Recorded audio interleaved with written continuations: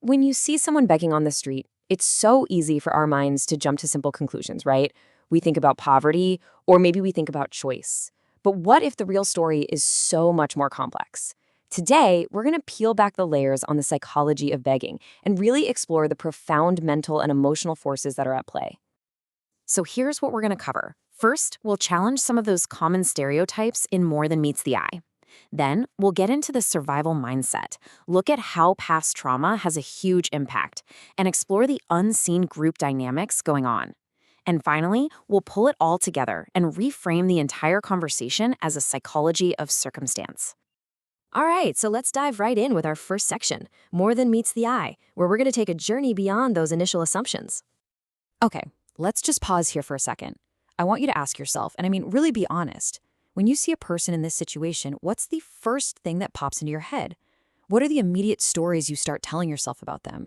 Because, whatever those assumptions are, the reality is almost always way deeper. The truth isn't just a simple story about poverty.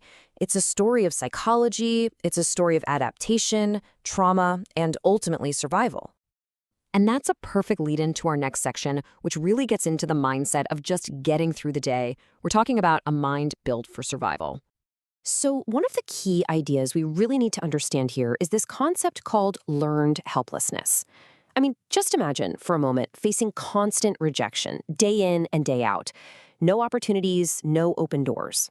Over time, a person can start to truly believe deep down that nothing they do matters, that they have no power to change their life. And this isn't just some abstract theory. This constant rejection has real, tangible effects. It just chips away at your self-esteem. It can lead to passive behavior, even an acceptance of mistreatment because you feel like you don't deserve better. And it creates this state of hypervigilance and anxiety, a constant state of being on edge. And this is exactly where so many of us get it wrong.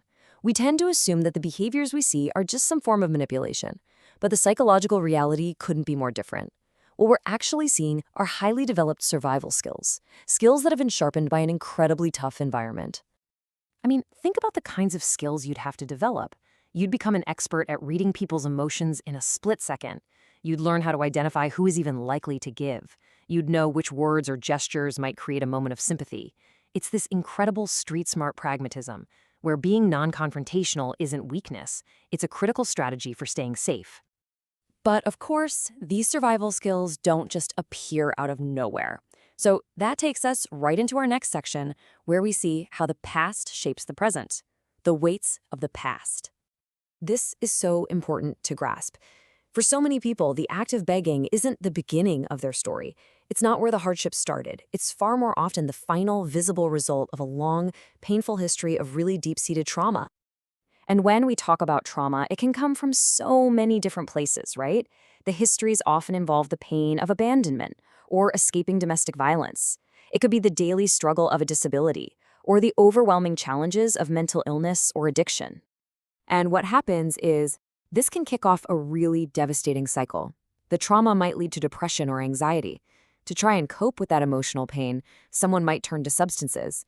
And that, of course, can quickly spiral into dependence, trapping them even further and making it so much harder to find a way out. But, the story doesn't stop with just one person's psychology. It's also shaped by these massive external forces.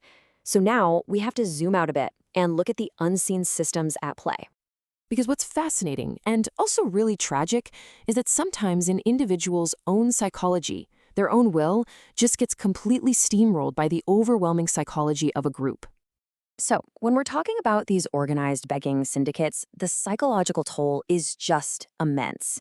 You're forced into obedience to a hierarchy. There's a constant fear of punishment if you step out of line. You become completely dependent on the group for the basics, like food and safety. All of this makes breaking free feel almost impossible, and it can lead to this emotionally detached, almost robotic kind of behavior. And you can't ignore the role culture plays in all of this. It's huge. In a place like India, for example, you have these deep-seated ideas around Dhan, which is charity, the concept of karma, and the act of seeking blessings. It creates a whole social fabric where giving and receiving alms can be a really significant religious act for both people involved. Okay, so let's try to pull all of these different threads together now in our final section and see if we can reframe this whole narrative into what you might call a psychology of circumstance. If you take just one thing away from our whole conversation today, let it be this. The crucial shift we have to make is to start looking beyond the individual person we see and start to really see the complex and often invisible systems and circumstances that are surrounding them. Because the real causes, they're almost never about a simple choice or a personal flaw. They're usually systemic issues, things like deep-rooted poverty, social abandonment, a lack of support for disabilities, no access to education, or the aftermath of disasters and migration crises. And really, it all comes down to this one powerful idea from our research, which just says it all. Their psychology is shaped far more by circumstances than personal flaws. So I guess I'll just leave you with this one final question to think about. Knowing all of this, understanding the trauma, the survival skills, the systemic pressures, how does it change the way we see?